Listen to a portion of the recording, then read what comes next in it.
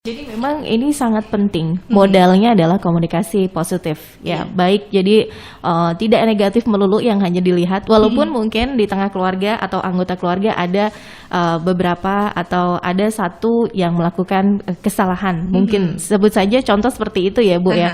Jadi kita memulai dengan komunikasi yang positif.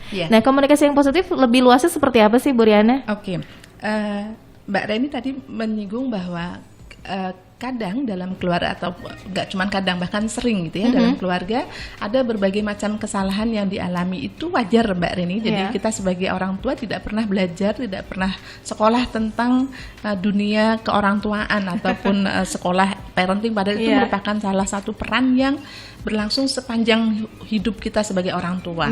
Nah, kenapa disebutnya parenting? Kalau kami di Enlightening Parenting, jadi kebetulan saya tim sharing di Enlightening Parenting yang difounderi oleh Bu Okina Fitriani.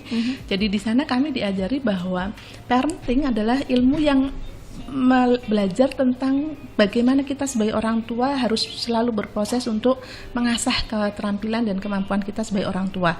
Fokusnya di parent, fokusnya di orang tua, bukan anaking, bukan child king gitu ya. Jadi bukan anaknya yang nanti akan lebih banyak merubah diri, tapi kita sebagai orang tua yang akan lebih banyak nanti mengasah keterampilan-keterampilan kita dan belajar dari berbagai macam kesalahan yang kita alami. Bagaimana pola komunikasi yang baik dalam keluarga? Jadi komunikasi adalah salah satu cara bagaimana kita mampu untuk menyampaikan pesan dari yang kita inginkan agar bisa diterima oleh penerima pesannya dengan baik. Nah, dalam proses penyampaian pesan ini ada banyak hambatan, Mbak Reni. Hambatannya tidak hanya dari kita sebagai penyampai pesan, tapi juga bisa juga dari isi pesannya itu sendiri, atau bisa juga dari si penerima pesannya. Jadi misalnya nih, maksud kita baik, tapi isi pesan yang kita sampaikan tidak baik, maka itu pasti akan sampai ke penerima pesannya tidak baik. Atau sebaliknya, si penerima pesan ini sudah punya hambatan-hambatan psikologis dengan kita. Jadi sudah punya kecurigaan, sudah punya berbagai macam prasangka, sudah punya ketidaksukaan secara pribadi misalnya, maka pasti hal ini juga akan mengganggu, sehingga apa yang kita sampaikan itu tidak akan bisa diterima dengan baik. Gitu. Jadi hambatan komunikasi ini bisa bersumber dari si komunikatornya, bisa dari isi pesannya, bisa juga dari si penerima pesannya.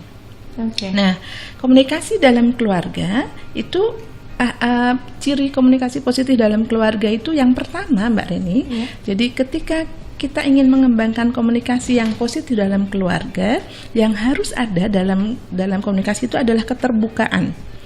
Tanpa keterbukaan, kita tidak akan bisa menjalin komunikasi yang baik dengan anggota keluarga kita. Jadi kemarin kita sudah bahas ya tentang bahwa dalam keluarga itu perlu ada saling kemampuan untuk mengungkapkan berbagai macam perasaan yang dialami, dan itu perlu dilatih misalnya. Nah, kemudian selain keterbukaan, yang kedua yang penting adalah kemampuan untuk berempati. Nah, sayangnya kadang-kadang orang tua itu melihat anak sesuai dengan sudut pandang mereka, padahal anak itu anak, dia bukan orang dewasa kecil yang tahap perkembangan kognitifnya, tahap perkembangan emosinya sama dengan orang dewasa.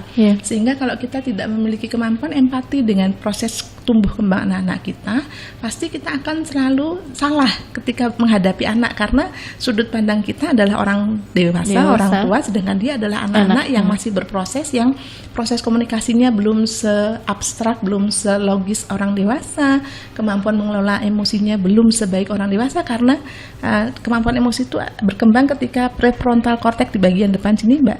Jadi di otak kita bagian depan itu adalah otak yang mengontrol emosi.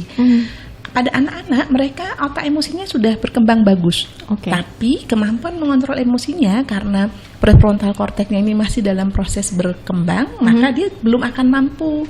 Jadi kalau Mbak Reni lihat nih, anak-anak itu kan ketika tertawa mereka bisa sangat terbahak-bahak, sampai kalau ada di YouTube tuh di video sampai ngeblak-ngeblak gitu ya.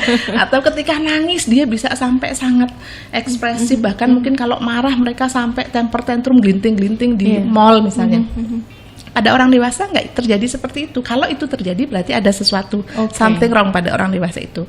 Kenapa bisa anak-anak usia dini atau anak-anak berperilaku seperti itu? Karena tadi Mbak Reni, jadi otak emosinya sudah berkembang dengan baik sehingga dia mampu mengekspresikan berbagai macam emosinya, tapi kontrol perilakunya belum berkembang. Jadi otak yang mengatur kontrol emosinya terkait dengan prefrontal cortexnya ini belum berkembang dengan baik.